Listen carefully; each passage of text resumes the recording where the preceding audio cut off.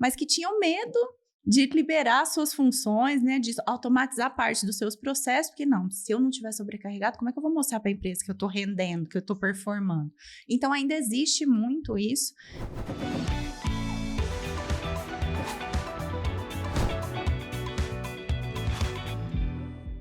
Olá, seja muito bem-vindo, muito bem-vinda a mais um episódio do People First.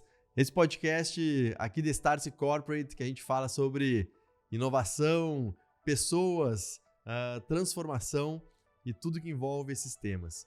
Eu sou o Felipe Leal, sócio da Startse e condutor aqui desse nosso podcast. Aproveitando para fazer minha autodescrição, sou um homem branco, estou aqui sentado no estúdio da Startse, com nossa tela aqui com o logo do People First. Estou vestindo uma camiseta preta com o logo da Startse em branco. Então, aproveitando aí para fazer a autodescrição, que é sempre muito importante. No episódio de hoje, a gente vai falar sobre um tema também muito importante, como a gente sempre fala em todos os episódios. E o tema de hoje é inovação em pessoas, né? Inovação e pessoas, como que a gente conjuga esses dois temas tão relevantes para a jornada de transformação de toda a empresa.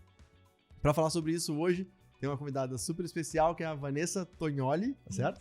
Tá. Que é Head People Innovation da CIT. Então, Vanessa, super obrigado por aceitar o convite, bem-vinda.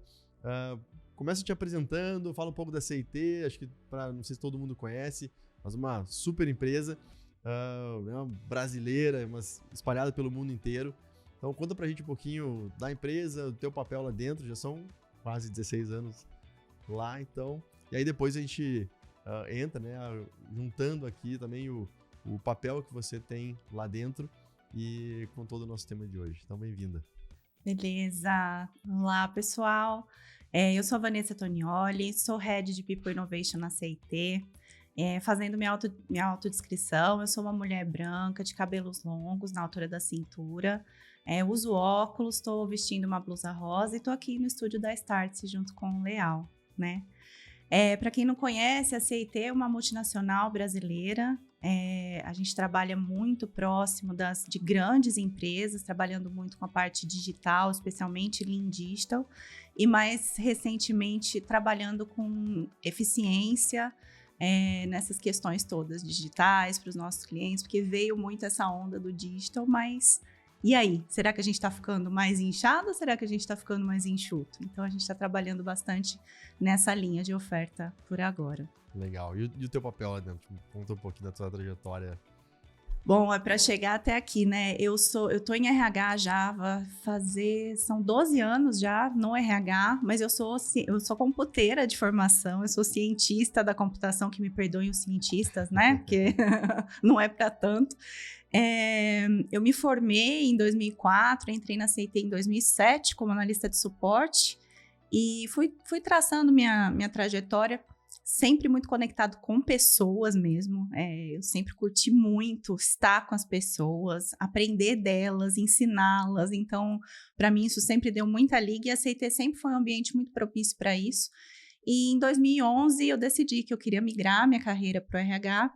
E a CIT falou, bom, então vamos tentar fazer isso aqui. Não é um negócio muito comum, não é muito normal acontecer isso não, mas vamos começar. E aí a CIT me abriu as portas através da Head de People daquele momento, né, a Carla. E desde então eu venho atuando. Eu atuei muito tempo na operação de RH, logo no começo, fazendo um pouquinho de tudo, tentando colocar ordem nas coisas, ajudando no que era possível. Tinha um time bem pequeno e com muito potencial. E aí vieram mais pessoas para a gente dividir a liderança. Eu fiquei mais focada na parte de carreira, que mais recentemente a gente chama de belonging dentro da CIT, né? E cuidando muito de carreira, planos das pessoas, dia a dia, né? Resolvendo conflitos, essas questões, liderança. E até que o ano passado eu já vinha com esse desejo de migrar para uma estrutura que falasse um pouco mais de inovação, que eu tivesse um pouco mais de agenda, né? Porque quando a gente está na operação, a gente não consegue encontrar esse espaço. E foi quando deu certo de a gente criar esse espaço ali. Foi um espaço que começou pequenininho dentro do RH, para a gente descobrir um pouco que potencial era esse, o que dava para fazer ali de inovação. E deu muito certo, a gente está com um time maior hoje, estamos tocando com bastante consistência. Muito bacana. Eu sempre gosto de falar aqui, eu falei algumas vezes aqui nos episódios anteriores, e eu tenho reforçado isso em toda oportunidade que eu tenho aqui nos cursos da Startse, enfim, nas apresentações corporativas que a gente faz aqui também, que quando a gente vai falar de inovação, a gente sempre está no fim do dia falando de transformação do negócio, né? Ou de negócio. Só que para falar de transformação de negócio, do negócio, a gente tem que falar sobre transformação cultural. Porque normalmente a gente quer inovar, a gente quer fazer coisas novas, e isso de alguma forma conflita com o jeito que a empresa muitas vezes cresceu e se acostumou a trabalhar. Só que para falar de transformação cultural, a gente tem que falar de transformação de gente, de pessoas. Só que para falar de transformação de gente, a gente tem que começar falando da transformação da gente, né, do indivíduo. Se eu não mudo, se eu não me transformo, eu não mudo, né, ninguém à minha volta, não impacto cultura nenhuma, não impacto o negócio e não inovo no final das contas, né? Então, eu queria começar te perguntando assim, se inovação e o indivíduo, né, a pessoa, para depois falar de pessoas tão conectados dessa maneira, o que é, no final do dia, inovar com pessoas? Cara, essa pergunta é muito, muito legal, assim, né? Porque eu começo essa trajetória lá no começo de 2022 tentando entender um pouquinho o que dá para fazer, né, aqui no RH. E existe muita expectativa quando se falava em inovação que fosse uma coisa muito mirabolante, né? Uma coisa muito... É um carro andando de ponta cabeça, é um negócio completamente diferente. E, na verdade, o que a gente foi descobrindo ao longo do caminho é que a inovação ela pode partir das pequenas coisas também, né? Dos problemas básicos que a gente tem muitas vezes no dia a dia, que a gente está tão acostumado a lidar com aquilo, aquele trabalho operacional, aquela coisa que a gente... Não, mas eu sei fazer isso tão bem, eu consigo fazer. E a gente esquece de se afastar, né? Olhar isso em perspectiva e falar, tá, o que eu posso fazer aqui de diferente, né? E o nosso primeiro trabalho como time foi exatamente começar a transformar a visão das pessoas sobre esses espaços de inovação. Então, eu falava muito para o time, gente, muito mais do que o que a gente vai entregar, né, os outcomes que a gente vai produzir, o projeto novo, o processo novo, é muito mais sobre a jornada que a gente vai viver, de despertar das pessoas para que amanhã a gente possa sair desse grupo, sair dessa sub-área e essas pessoas continuem inovando, continuem levando isso para frente, né? E 2022 foi uma jornada muito nesse sentido. A gente entrava nas pequenas estruturas, isso falando dentro do próprio RH, falava um pouco de eficiência, e na hora que as pessoas estavam contando para a gente como elas faziam, elas já falavam, mas isso aqui dava para fazer diferente, isso aqui dava para puxar de outro lugar, isso aqui dava para fazer de outra forma, dava para mudar, dava para inverter, dava para não fazer. E acho que esse processo todo ele foi muito rico para todo mundo, né? Porque a gente comprovou a hipótese que a gente tinha, né? De que a gente, para começar a inovar, a gente precisava realmente começar pelas pessoas, né? Para trazer a cabeça delas para esse lugar. E para elas, como resultado disso, a gente via pessoas que nunca tinham mexido numa ferramenta de fluxo, por exemplo, implementando em ferramentas no-code, desenhando o fluxo, falando, nossa, eu consigo fazer, minha formação é administração, minha formação é em RH, mas eu consigo, olha a ferramenta que eu fiz, olha o fluxo que eu fiz, né? E isso foi muito legal, assim, acabou gerando um clima para ação, um clima tão especial, tão gostoso, que a gente vem colhendo os frutos disso até hoje, na hora que a gente vê as inovações acontecendo, muitas vezes sozinhas dentro das áreas, sem precisar o time de inovação ir lá e fazer um movimento, que são lugares pelos quais a gente já passou e que, de fato, as sementes estão germinando, as coisas estão crescendo. Legal isso que você está falando, porque esse é um super dilema de toda a área, de toda empresa, né, que quer inovar. Precisa de uma área de inovação para isso? Não, isso deveria estar permeado na empresa toda. Pô, maravilhoso, mas como é que começa a permear? Eu acredito muito que exatamente esse ponto, a área de inovação, eu estou falando aqui inovação não só no RH, mas no negócio como um todo, ela acaba sendo um agente acelerador do processo, que muitas vezes tem que empurrar o processo, né, romper algumas barreiras, etc., mas com o objetivo de permear no final, né, de um período, e que depois a própria área não precise mais existir, né, porque já se permeou e está todo mundo inovando, mesmo sem aquelas pessoas que começaram aquele processo inicial. Quando a gente vê isso acontecendo na empresa como um todo, tem muitos desafios, né, para que isso de fato engrene. Como que tem sido lá na CIT para fazer isso dentro do RH? Porque começar a fazer uma célula pequenininha, mas as pessoas estão acostumadas a fazer ali os processos. Que tipo de barreira assim, você foi encontrando e de que forma vocês foram conseguindo romper elas e evoluir nessa jornada aí de inovação dentro de pessoas? Aí, Léo, acho que o primeiro impasse que a gente encontrou quando a gente chegava nas estruturas, né, para conversar, era assim, que esse pessoal tá vindo aqui automatizar o que eu faço? Acho que eu vou perder meu emprego, né? E, então, foi a primeira reação, né? E a gente, muito rapidamente, porque assim, a gente é um time de inovação, mas tem pessoas de RH também nesse time de inovação. Então, rapidamente a gente foi percebendo que, dependendo da forma que a gente começasse essa entrada, ela poderia levar muito para o positivo ou muito para o negativo. Poderia gerar uma resistência, um fechamento de que não venham entrar aqui, não. E a gente era convidado ali naquela festa, né? A gente não era parte daquela sub-área específica daquele time, então precisava ter uma jornada de muita empatia, de muito entendimento sobre o que de fato estava pegando.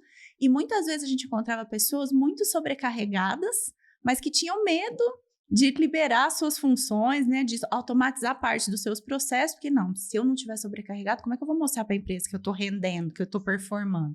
Então, ainda existe muito isso, e a gente foi conseguindo, aos poucos, né, implantar essa cultura, né, dentro dos locais. E eu acho também que tradicionalmente, os times de RH, eles não são muito antenados na parte tecnológica, né? Então, óbvio, agora a gente vê ChatGPT, tá na boca de todo mundo, dá para usar, não dá para usar, o RH dá conta de pôr para dentro, não dá. Mas eu acho que até antes disso, a hora que a gente estava antes dessa fase, não era um negócio muito natural de alguém olhar e falar, nossa, isso aqui poderia ser automatizado, né? Então, as pessoas não estavam ali fazendo aquela atividade repetitiva, aquela atividade morosa, muitas vezes, porque elas queriam preservar seus empregos, né? Elas não sabiam por onde começar, elas não sabiam identificar essas oportunidades. Então, acho que todo esse cuidado na chegada, esse ajuste, né, de vocabulário, de repertório, essa segurança psicológica de que vem aprender uma coisa diferente, porque a hora que você aprender algo mais, você vai poder deixar de fazer essa parte tão operacional e vai poder se dedicar a outras atividades, outras, né, atuações que vão trazer mais aprendizado para você, mais linha de carreira para você mesmo, né? E, obviamente, por consequência, vai ajudar a empresa também, né? Então, acho que isso a gente foi vencendo aos poucos, mas foram uma das principais, eu não sei se foram barreiras, mas principais desafios iniciais para a gente começar esse trabalho. É legal porque vocês são uma empresa, né, de uma base de tecnologia, vamos dizer assim, uma essência de tecnologia que lida com inovação para os seus clientes, né, e transformação digital, e a gente vê muito isso, né, as empresas fazem para os seus clientes, mas aquelas áreas que eventualmente não estão em contato direto com os clientes estão ali tocando o seu bumbo, né, e tocando o seu dia a dia. E é legal trazer essa visão que a gente leva, né, no caso de vocês, para os clientes, para ajudá-los a se transformar para dentro também, né? E fazer o César fala muito, né, nosso CEO, da gente comer o nosso próprio caviar, né? Ele fala muito isso. Mas eu acho que a hora que você está numa estrutura de back-office, tradicionalmente, a sua responsabilidade é manter a empresa estável. Então, qualquer elemento que vai... mas espera aí, será que isso aí vai dar certo? Mas você está falando de experimentar? Experimentar? Não posso experimentar. eu tenho um negócio aqui que eu tenho que entregar, eu não posso falhar na folha dos meus funcionários, eu não posso falhar nos benefícios, como é que eu vou experimentar dentro desse ambiente? Então, existe uma crença até, muitas vezes, que limita a gente de ir para frente, de não, você não vai testar na folha, você vai testar em outra frente, né? E essa estabilidade, ela passa ela é trabalhada no todo. A gente não consegue, de partida, segregar o que precisa de estabilidade, o que a gente não pode mexer. E se estiver falhando, a gente tem que atuar rápido, né? Essa é uma coisa, mas tem um outro pedaço que são a nossa própria legislação, né? São os processos que a gente mesmo cria, que não são drivados ali por uma lei, por uma obrigação acessória que a gente tem que entregar. Não, são processos que nós criamos. Eles precisam ser tão complexos, eles precisam ser tão manuais, eles precisam ser tão pesados. Então, acho que essas reflexões, elas ajudam a gente a, não, pera um pouco, é verdade, né? Por que eu tô fazendo isso mesmo? Mas porque um dia lá em 2007 nós fizemos, tá? Então, vamos tentar fazer outra coisa agora? Quem sabe dá certo, né? E isso eu acho que a gente tem conseguido fazer com mais consistência agora e tem sido mais leve, né? Principalmente no período de abertura de capital, a gente fica com esse peso muito grande. Não, tudo é auditado, tá lá, né, o pessoal olhando tudo, vendo, e é formulário de cá, formulário de lá para preencher. Então, existe uma pressão muito grande, uma pressão positiva, uma autopressão, vamos falar assim, para a gente ter as coisas tudo em ordem, funcionando, perfeitas, né? Eu escutava um podcast agora há pouco no carro que, nossa, para mim fez muito sentido. Então, a gente busca aquela perfeição e aquela coisa, aquele perfeccionismo e, de repente, o que você precisa mesmo é de um pouco de coragem, né? Para você fazer uma coisinha aqui, experimentar outra ali e perceber que você não precisa fazer nada muito, né, diferente para você conseguir inovar, melhorar o dia a dia das pessoas, do seu time, das pessoas que estão ali do lado, né? Então, tem muito espaço. Sem dúvida. Acho que você falou no início, né, exatamente desse ponto de inovar pequeno, né? E acho que a gente fala aqui em alguns cursos nossos, vamos de trás para frente, né? Pô, tem aquela inovação moonshot, né? Aquela coisa extremamente disruptiva que vai mudar a forma como, né, a civilização lida com determinado assunto, usando uma tecnologia ainda muito emergente, aquela coisa que, se dá certo, realmente transforma, né, o planeta de uma forma muito forte. Depois tem, ou antes, né, tem aquela inovação que é inovação disruptiva, mas ela usa tecnologia que já está mais... AI, né? Todo mundo agora está falando sobre AI, muito sobre quando o ChatGPT, mas já existe há muito tempo, né? Mas, bom, AI como uma tecnologia, ou blockchain, ou qualquer outra, e legal, em cima dessa tecnologia a gente cria uma inovação realmente disruptiva. Antes disso, né, aquela inovação mais de novos negócios, de criar, começar a botar o pezinho no novo. E antes disso ainda, ou talvez no começo dessa jornada toda, é a inovação incremental, que é essa inovação pequena do dia a dia, etc. O grande desafio que a gente vê nas empresas é que a gente coloca os processos, né, as regras, e, bom, especialmente em momentos, né, de abertura de capital, etc., que tem que estar tudo muito certinho, né, como tem que ser, mas a gente quer pegar esse framework de fazer tudo muito certinho, de algumas situações que são extremamente importantes, a gente não pode experimentar muito, como, né, folha, etc., mas a gente aplica isso para tudo. E esquece que, pô, nem tudo precisa desse grau de rigidez, que não está errado, está certíssimo para aquela situação, mas tem um monte de outras coisas que a gente pode experimentar, pode inovar, errar, e beleza, vamos de novo. Criar essa cultura de experimentação que é super importante. E normalmente são essas inovações incrementais que levam para a inovação lá mais disruptiva, e não o inverso. Porque o desafio é muito grande. Imagina se vocês quisessem chegar lá e agora vamos inovar aqui tudo em pessoas, né? Fazer algo muito grande, né? Não, começar pequenininho. Lá funciona assim para vocês também? Como é que é? Funciona muito assim. A gente... O grande normalmente gera um susto, né? E normalmente, eu vivi uma experiência dessa na semana passada, que acho que a gente tem que ir também percebendo o quão prontas as pessoas estão para receber aquilo que você está querendo, né? O ChatGPT, por exemplo, a IA generativa, tá bombando na CT, então, nossa, a gente tem grupos estudando, tá, né, tudo assim, maravilhoso. Mas não é todo mundo ainda que tá no mesmo. Então, a gente tá fazendo alguns encontros. Semana passada teve... Agora há pouco, na verdade, estava tendo outra sessão de inteligência artificial para não-techs. Tipo, pessoal, vem entender que vocês também podem participar disso, né? Falando com as pessoas executivas que estão lá de frente com o cliente para encontrar oportunidades, espaços, né? Hoje pela manhã a gente recebeu objetivos novos, né? De uns cutuco novo lá do nosso CEO. Vamos fazer uma coisa nova, vamos fazer um pouco de back-office, vamos fazer um pouco para fora, né?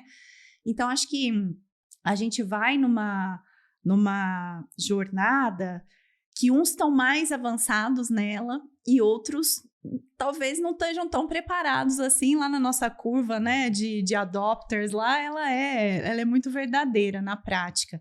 E semana passada a gente estava numa reunião, me lembro de comentar, né, a gente estava falando de, mas como é que a gente mapeia a performance das pessoas de uma forma mais rápida, né, que a gente não tenha tanto ponto de impacto. Aí alguém deu uma sugestão lá de fazer pela liderança, mas só pela liderança, tinha que pegar na 360, aquela discussão gostosa, né, todo mundo. E aí eu comentei, falei, gente, se a gente usasse a parte de classificação do ChatGPT para conseguir fazer uma leitura e conseguir cuspir pra gente se a performance tá boa ou não tá. Aí sabe quando aqueles 4 segundos de silêncio, assim, na sala? Aí alguém falou assim, não, isso tá muito avançado para esse momento. Vamos para um negócio um pouco mais normal. Eu falei, gente, mas acho que dava para fazer mais rápido do que desse jeito que vocês estão pensando, né? Então, acho que a gente vai ter que ir devagarzinho. Então, provavelmente, nessa solução, a gente deve ir para algum um pouquinho mais tradicional. Em paralelo, a gente deve testar alguma coisa. Enquanto vocês vão testando aí, vamos testar outro lado aqui. E daqui a pouco as coisas se convergem, se complementam. Isso é um negócio que a CT faz muito. Tem várias... Às vezes, a gente tem problemas que aparecem no dia a dia, que tem 2, 3, 4 times tentando resolver em separado, e cada um encontra um jeito de fazer. Dali a pouco a gente, mas aqui tá fazendo, ali também tá, então vamos juntar todo mundo para ver o que a gente aproveita disso, e normalmente sai uma solução bem mais completa, bem mais rica, porque ela aproveitou o aprendizado de 3, 4 experimentos que rodaram ao mesmo tempo. Legal. Tem você estava falando, eu fiquei lembrando aqui, você falando, abrimos o capital, então, né, é um momento de tudo tem que estar muito, o foco nesse curto prazo, né, que acaba sendo o mercado, foco no trimestre. Ele responde pelo resultado do trimestre e tal. E esse é um super desafio, né, de entregar esses resultados e, ao mesmo tempo, fazer, né, criar os caminhos novos através da inovação para a empresa, especialmente dentro da área de pessoas. Como é que vocês lidam com essa... Eu digo vocês como RH, como área de gente, pessoas, mas como é que vocês sentem isso no dia a dia das pessoas? Assim, como as pessoas respondem a esse desafio de, ao mesmo tempo, legal, eu tenho que fazer aqui o que eu tenho que fazer e fazer melhor, mas eu também preciso encontrar espaço para pensar em coisas diferentes, porque são essas coisas diferentes que vão nos perpetuar no tempo com relevância. Como é que você vê isso no dia a dia desse desafio para as pessoas? É um desafio mesmo, né? Assim, e eu acho que as coisas são um pouco sazonais. Tem hora que num cliente tá mais pegado, tá mais complexo e, né, o pessoal tá fazendo muita hora, até muita hora extra às vezes para conseguir entregar alguma coisa que não foi legal. Então, normalmente essa galera que tá mais sobrecarregada não consegue se aprofundar tanto ou ajudar em outras iniciativas que a gente esteja fazendo, né, no corporativo. O contrário também acontece. Tem hora que você não tá tão pegado, tá mais tranquilo, ou aconteceu algum ramp down, alguma coisa aqui que dá umas 2 semanas de espaço, e onde que eu me conecto agora para poder ajudar, né? Então, acho que o grande desafio é a gente ter à disposição da companhia a visibilidade do que está acontecendo de inovação, né? Assim, isso para nós hoje é um desafio que a gente está passando, a gente está vencendo ele agora. Como é que a gente concentra isso, dá visibilidade para todo mundo, faz isso de uma forma governada, mas sem criar bloco para as pessoas, né? Como é que você democratiza os dados? Como é que você joga as fontes das suas aplicações internas para uma rede de inner sourcing, né, dentro da empresa? Então, isso a gente está passando agora, né, num movimento bem intenso dessa democracia que a gente tem falado. E a gente tem descentralizado as coisas da nossa IT, do nosso TI. Então, a gente tinha, né, o pessoal de RH demanda para IT enfileira, concorre com um monte de áreas de dentro da companhia, aquilo vai sendo priorizado e depois isso entra para a produção, sai da esteira, vai para a produção. A gente acabou de desmanchar esse modelo e movimentamos o time de IT para dentro da própria estrutura de pessoas. Então, agora, o dono dos value streams, do value stream de attracting, por exemplo, além dele ser dono dos produtos de RH, ele é dono dos produtos de tecnologia que suportam as nossas entregas de RH também. E isso deve mudar bastante a nossa dinâmica, né? Acho que tem muito desafio da agilidade, o desafio de equilibrar esses tempos que a gente tem, que se eu estou no momento de fechamento, eu estou sobrecarregada, eu não consigo focar nisso. Mas será que tem gente do time que consegue estar? Então, a gente sempre tenta, à medida que a gente vai montando os times para trabalharem nessas inovações, ter pessoas que consigam se cobrir e que quando uma delas não pode estar, tudo bem, na próxima que ela voltar, ela pega o bonde e ela consegue tocar numa boa. Então, o C da CIT quer dizer colaboração. E disso a gente não abre mão, né? A gente vive isso no dia a dia. É um negócio, às vezes, é até mágico. A gente fala, nossa, mas como será que acontece isso? Se eu tivesse que escrever num papel, tem dificuldade de botar no papel como é, né, que isso funciona. Mas ele é tão dinâmico, ele é tão colaborativo que acaba levando a gente com uma agilidade diferente para um lugar que talvez no modelo mais tradicional a gente levasse muito mais tempo para chegar. E o mundo não está deixando a gente ser muito lento, não, né? Muito pelo contrário. Muito pelo contrário. A gente vê as estruturas de back-office normalmente sempre tentando acompanhar, né? Uhum. Sempre partem atrás.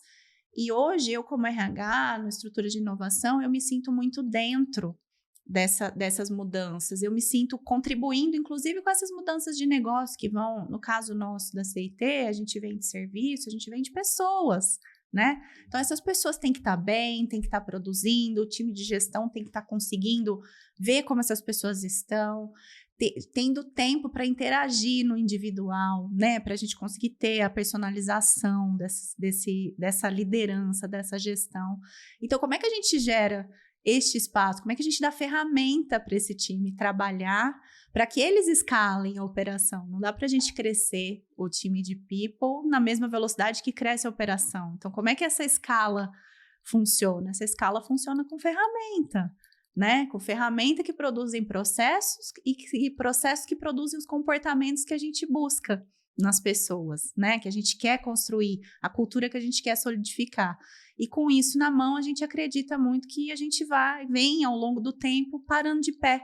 O que a gente acredita que sai lá, em 2007, quando eu entrei, éramos 350 pessoas e hoje somos quase 7 mil pelo mundo. Duas coisas, né? 300 para 7 mil são outras empresas que vão surgindo em cima da empresa original e em vários lugares do mundo. Você falou antes, são 8 países? Uhum. Então, assim, fora os outros projetos que estão 8 países com bases, né? Com bases, que por si só já dá uma complexidade muito grande para a operação. E para a área de pessoas lidar com todas essas diferenças, né? Sejam culturais, sejam, enfim, de empresas que vão sendo agregadas. Acho que isso é outro ponto importante. Vocês volta e meia comprando algumas empresas também. Integração cultural de todo esse pessoal também não deve ser tão simples. Você falou de colaboração no C, né? Mas o que é o I e o T? Só para todo mundo... Colabore, inove e transforme. Inove e transforme. Então tá no nome. Tá no nome. Muito legal. Vanessa, a gente criou uma comunidade da qual você faz parte aqui na Startse, que chama First Movers, que é onde também o podcast está né, ancorado. E a gente pensou muito nesse nome e chegamos na definição dele justamente por algo que você comentou, né? Por acreditar que quem trabalha na área de pessoas acaba sendo, ou se não era antes, hoje é ou deveria ser, quem primeiro provoca esse movimento de transformação, né? Não necessariamente da inovação como consequência, mas da transformação, um pouco naquela lógica que eu falei, partindo do indivíduo. E eu acho que te ouvindo, isso ficou um pouco claro também para vocês, mas eu queria que você elaborasse um pouco essa conexão, né? Da área de pessoas ser este catalisador, não é catalisador, mas esse propulsor, vamos dizer assim, de colocar em movimento primeiro ou ter a principal responsabilidade de provocar as pessoas e as áreas, enfim, para essa transformação. E, obviamente, de novo, isso refletindo nos clientes de vocês, em tudo que vocês fazem. E você muito bem falou, vocês, né, o produto de vocês tem várias formas, mas ele é entregue pelas pessoas. Então, como que esse olhar, esse conceito da área de pessoas ser esse propulsor, como é que vocês olham para isso lá dentro, assim? E você é uma first mover, né? Olha, eu acho que a gente, como RH, a gente precisa estar muito próximo das mesas, né, de discussão, onde a gente está falando do amanhã mesmo, né? O de hoje a gente está entregando, a gente está fazendo, a gente está tocando, mas a gente entender o que está acontecendo, o que vai acontecer amanhã, né? O que a alta liderança da empresa está pensando, leva a gente para um lugar de que a gente consegue mexer nesse ambiente para que a gente produza os comportamentos que a gente precisa produzir, né? Então, falo muito, especialmente falando, a gente fala muito, RH é o processo, a gente faz processo, a gente tem que rodar os processos, garantir que os processos, né? E eu acho que até esse lance dos processos é assim, eu quero um processo polícia, eu quero um processo que eu ponho ele lá, ele roda 6 meses, daqui a pouco eu tiro ele e aquilo continua rodando sozinho, porque aquilo entrou na vida das pessoas, fez sentido para elas, né? Eu construo isso aonde? Eu construo isso dentro da sala do RH, eu vou lá chamar as pessoas, vou fazer um discovery com elas, vou trazê-las para participar dessas construções. Então, acho que todo esse ambiente que a gente busca, ele é muito importante para a derivação desses comportamentos que a gente está querendo que as pessoas tenham, né? E os comportamentos, eles levam para a cultura que a gente está buscando, né? Então, a gente fala, ou é comando e controle, ou é a colaboração, ou é o compartilhamento, qualquer que seja o valor que a gente quer ter, né? Dentro do princípio que a gente queira seguir dentro de uma companhia, desde que a gente tenha clareza dele, é muito importante na hora da gente construir esses processos, ou renovar esses processos, a gente trazer isso, relembrar isso, falar, gente, mas isso aqui vai produzir ao longo do tempo, né? A hipótese é que vai produzir ao longo do tempo que a gente está buscando, né? E tem hora que a gente erra também, a gente constrói tudo com esses conceitos e a gente põe um processo na rua, a gente fala, poxa, não era bem assim que eu queria que as coisas fossem, né? Então, a gente também tem que ter a segurança, tem que ter o espaço de ir lá e ajustar, né? Nesses 12 anos de RH, eu vi uma mudança muito grande nesse sentido, porque boa parte desse tempo eu me sentia muito pressionada pela perfeição. Não, vocês têm que entregar tudo lindo, perfeito, maravilhoso, não pode ter 0 pessoas que não gostem do processo X ou da coisa Z que vocês estão fazendo, ou da festa de final de ano, ou de qualquer coisa, né? E por muito tempo você vem com esse olhar daquele cliente, que é uma relação interna cliente-fornecedor, muitas vezes, né? E quando a gente consegue começar a transformar isso, começar a falar, gente, peraí, isso aqui não é meu não, isso aqui é nosso, chega junto aqui, vamos, né? Vamos fazer diferente, vamos construir junto.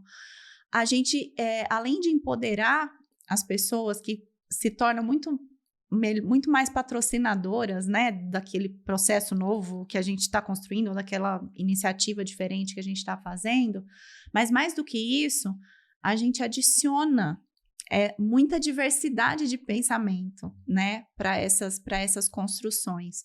E além da diversidade de pensamento, a gente busca muito nessas construções trazer diversidade de grupos também, grupos minorizados, pessoas que participem, né?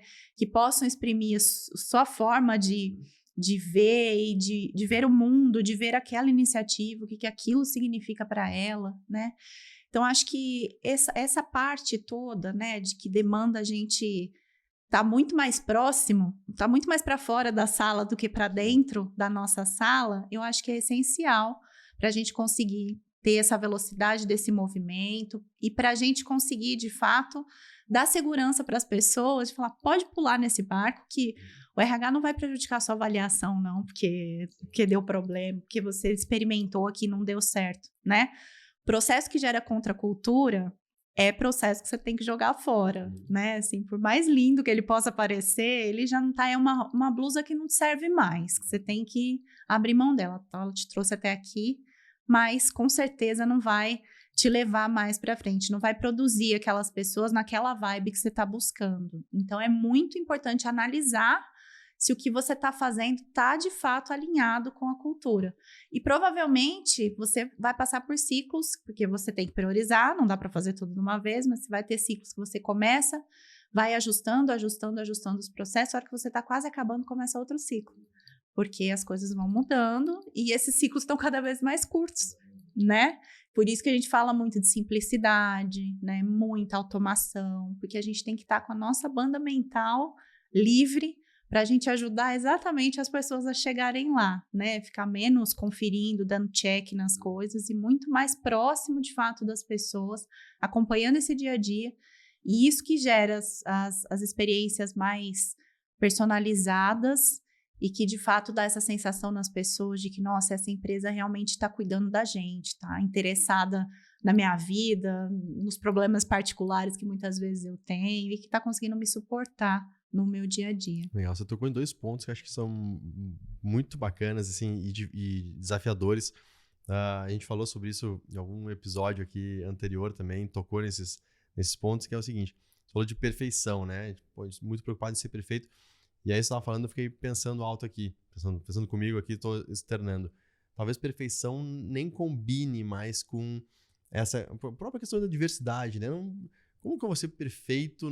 Pô, tem tantas variáveis e tantos perfis e tantas situações para a gente olhar e cuidar, né? Então, assim, sempre que a gente quiser trazer uma solução perfeita que atenda diferenças, vai dar problema. Uhum. Né? E aí, um outro ponto que você tocou, que eu achei muito interessante, que é como que a gente cada vez mais tenta individualizar essa experiência do colaborador, né? Isso foi um tema que a gente falou num dos episódios passados, a dificuldade também disso, cada pessoa é uma. Como que eu olho para essa pessoa e eu sei exatamente o que ela quer? Né? E se a gente traduz isso para uma visão comercial, né, de cliente externo, um caminho para usar isso também é a tecnologia, né? De ter dados das pessoas para poder conhecer uma a uma e poder tentar devolver uma experiência mais individualizada. E no âmbito interno, como que a gente também alinha os interesses da empresa, como estratégia, como cultura, etc., com o desejo no extremo, né, do indivíduo, de cada uma dessas pessoas que fazem parte do negócio. Imagino que esse seja um tema extremamente desafiador para vocês e para muitas empresas. Então, assim, se puder falar um pouquinho sobre esse desafio e também, assim, de quem você observa no mercado, né? Você está há bastante tempo no SIT, mas deve interagir com muitas empresas também do mercado. Quem tem conseguido fazer isso, assim? Ou por que tem conseguido fazer isso? Tá, vamos lá, vamos por partes. O lance dessa personalização, tudo, eu acho que esse, para mim, né, é minha super opinião pessoal, majoritariamente a gente está falando de experiência humana, gente com gente, né?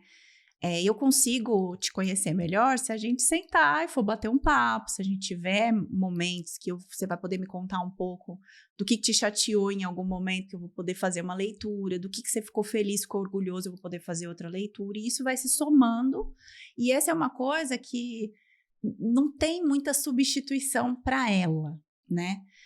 Agora, todo o resto, né, o quanto você entregou, a nota que deu não sei aonde, a satisfação do seu cliente, tudo isso, eles são dados que você pode estar capturando e isso está te ajudando muito a te olhar, a olhar para as nossas pessoas de forma mais completa, né? Nem sempre completamente correta, mas mais completa, né? E também me ajuda muito a conseguir me aproximar, né? Quando eu conheço, eu consigo me aproximar mais. E eu acho que uma das coisas que muitas vezes a gente erra muito, né, como RH, é a gente tentar fazer o mesmo processo todo igual para todo mundo, né? Acho que a gente passou dessa fase de padronização extrema e de coisa muito engessada, né? Pluralmente, olhando para a configuração né, das nossas pessoas dentro das nossas estruturas, a gente precisa promover um ambiente que possa criar os grupos ali separados. Então, grupos de afinidade que façam sentido, né? Eu quero participar de um grupo de bike, um grupo de pet, um grupo de... São coisas que as pessoas gostam. Por outro lado, eu posso ter grupos minorizados, onde eu tenho pessoas ali que são tanto aliadas quanto pessoas daquele grupo, que vão levar esse assunto para dentro da companhia, que vão elevar o patamar do que está sendo construído. Então, dessa forma, abrindo esse espaço, não sendo algo que só o RH pode criar grupo. Não, qualquer pessoa ali dentro da empresa pode se organizar, encontrar esses espaços, aceitar, quer vir pessoalmente, venha, quer fazer online, faça, vamos abrir agenda, vamos fazer, tornar isso natural também é importante, né? Eu falo muito que eu enxergo o pertencimento das pessoas como uma cebola, cheia de camadas, né? Você tá ali no seu time e você tem um nível de pertencimento ali, que está bem no meio lá da cebola. Você vai um pouquinho mais para fora, você tem a sua área, né? Que são as pessoas ali que estão mais em volta. Depois você tem a sua região de negócios. Depois você tem a própria empresa ali no nível mais externo. Só que em volta disso tem vários anéis, que são esses grupos de afinidade, que podem te fazer ficar ali também, podem fortalecer seu vínculo com aquela companhia, né? Então, se você, às vezes, se desprende do seu time, quebra algum elo ali, seja por qual for o motivo, você tem uma camada mais externa que você bate nela, você ainda está preso nela, porque alguma conexão emocional você tem ali, e você muda de time, muda de projeto, muda de lugar, e aí você consegue manter a pessoa, né? Então, acho que muito o senso de pertencimento, que é muito o belonging que a gente trabalha, né? Que até final do ano retrasado, do ano passado, do ano retrasado, eu estava trabalhando, é muito sobre isso. Você vai fortalecendo de formas diferentes todas as camadas, porque aí até a pessoa furar todas e sair da empresa é um pouco mais complexo. Ela tem espaço, ela tem lugares para ela se movimentar, né? Então, acho que ter essa diversidade também, essa pluralidade dentro do próprio espaço, acomoda melhor os desejos, os anseios, as afinidades das pessoas, e tem espaço para todo mundo, né? Para quem gosta do sorvete, do pet, da bike, a quem tem uma causa maravilhosa sobre o grupo LGBTQIAP+, ou pelo grupo de pessoas negras e assim por diante. Tem espaço para todo mundo e todo mundo aprende com todo mundo. Legal, e acho que esse é um ponto fundamental, assim, de entendimento, que é o aprendizado, né? Também é tudo um tanto quanto novo para todo mundo. A gente tem interagido com muitas empresas aqui na Stars também, a gente percebe isso, e acho que quando a gente abre espaço para aprendizagem sem a pressão da perfeição, é onde a gente consegue avançar, né? Nessas camadas que você muito bem comentou, ir avançando e conhecendo melhor os temas, os desafios, para quem está na empresa talvez há menos tempo, conhecendo a própria empresa, a própria dinâmica de empresa, que também se transforma. Então, acho que essa abertura para o aprendizado, passando por essa... não vou nem chamar de imperfeição, eu vou inventar uma palavra aqui, né? Desperfeição, né? Desconstruir esse conceito de perfeição, acho que é um ótimo caminho para seguir.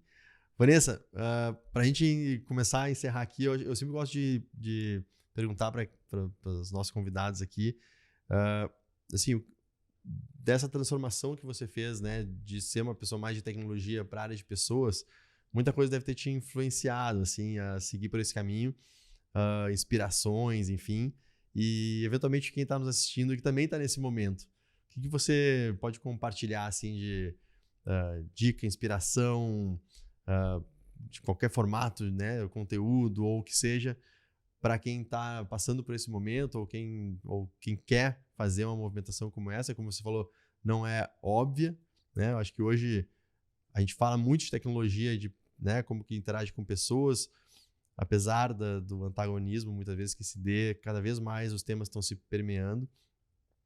Mas o que você deixaria de dica aí para quem está nos assistindo? Acho que a primeira coisa é a coragem, né? Que a gente já falou aqui um pouquinho. Eu me lembro muito, Léo, quando eu tomei essa decisão, né? Eu falei, eu vou transicionar. Na CIT, ninguém nunca tinha transicionado de uma área de operação para uma área de back-office ainda. E eu me lembro de ouvir várias coisas. Nossa, mas né, tá doida? Como assim você vai fazer? Mas você não tem nem formação. Como é que você vai? Humanas, Você né? não é de humanas, né? Você é de exatas. Ouvi muito. E eu acho que existe uma crença nas pessoas de que a hora que a gente vai fazer uma transição de carreira, que a gente tem que abandonar tudo que a gente viveu até aqui e começar uma coisa nova do zero. E comigo não foi assim. Comigo, tudo que eu tinha na minha mochila, na minha bagagem, eu pude trazer junto para dentro do RH. E isso se somou de um jeito tão bonito, de um jeito tão especial, que eu estava cercada ali naquele momento de transição por psicólogas, pessoas com formação em gestão de RH extremamente competentes, e eu estava ali com os meus SQL, com os meus selects, né? Eu vim e falei, gente, como é que a gente vai? Eu vou ajudar aqui. E eu recebi uma chuva de coisa boa dessas pessoas, eu pude aprender muito com elas, e eu também pude contribuir muito com o olhar das exatas, com o olhar da engenheira ali, né, que a gente tinha, que era um olhar que aproximava também muito do nosso próprio cliente interno. O nosso cliente hoje, majoritariamente, são pessoas engenheiras, né? E, então, eu acho que essa crença, muitas vezes, que pode limitar a gente mas eu vou mudar, imagina, eu estudei 5 anos e eu vou largar tudo, vou abandonar tudo. Você não vai abandonar. Você vai somar para as pessoas que estão ao teu redor e as pessoas ao teu redor vão somar com você, né? E principalmente quando você está num nível tem uma senioridade mais alta, que você já viveu muita coisa, isso nunca fica para trás, você nunca esquece, você nunca tira essa mochila e joga lá fora, né? Muito pelo contrário, ela te acelera esse movimento de você aprender as coisas mais rápido, de você se situar, né? Então, acho que, assim, se conhecer muito, né? O autoconhecimento a gente tem que buscar, ninguém vem de mão beijada pra gente e fala, está aqui o seu manual de autoconhecimento, não existe, né? A gente tem que se buscar, se conhecer muito e se encorajar muito para fazer os movimentos. Mas se tiver alguma coisa te bloqueando, te falando, você não vai conseguir, você vai ter que jogar tudo fora, o que aconteceu até hoje, se desprenda disso, porque é muito pelo contrário. Muitas vezes é exatamente isso que está faltando naquela área nova, naquele lugar novo que você tá querendo ir, tá querendo se deslocar. E converse, né? Encontre pessoas mentoras, pessoas que você confie, que você possa trocar ideia. Se a empresa que você está não é uma empresa legal, vamos atrás de outra coisa, vamos tentar, vamos, né? Eu acho que nada pode bloquear a gente quando a gente quer mesmo, de verdade, fazer alguma coisa. Muito legal. Vanessa, muito legal a conversa. É um tema, inovação por si é um tema muito amplo, com muitos desafios, mas totalmente necessário hoje em dia, assim como pessoas, né? Não é à toa que a gente chama aqui o nosso podcast de People First. Então, também uma pessoa já é um universo, né, de autoconhecimento, de diversas questões. Quando a gente fala de recortes de pessoas que são as empresas, isso se amplifica ainda mais. Mas, de novo, extremamente necessário. Não tem como fazer nada sem que seja através das pessoas. Então, juntar esses dois temas é é super desafiador, complexo por um lado, mas extremamente rico e bonito, assim, vamos chamar por outro, porque é só por aí que a gente vai conseguir executar essas transformações. Então, super obrigado por ter participado aí com a gente. E para quem nos acompanhou até agora, também um super obrigado a você que esteve com a gente. E se gostou aqui do episódio, curte, compartilha, aquelas coisas que já estão acostumados a fazer. E a gente se vê no próximo episódio do People First, tá bom? Valeu e até mais. Tchau, tchau. Obrigada.